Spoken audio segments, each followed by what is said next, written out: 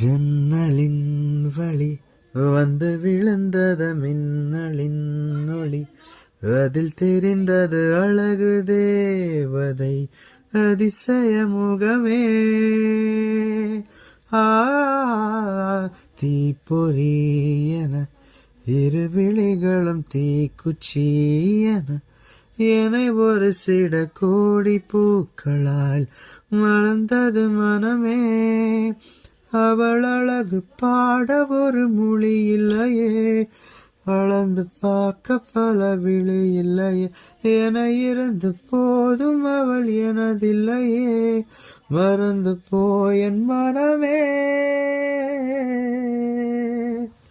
வெண்மதி வெண்மதிய வெல்லு, நீ மறுத்து மேகத்துக்கு சொல்லு, வானங்கள நடைய இஷ்டம் என்றால்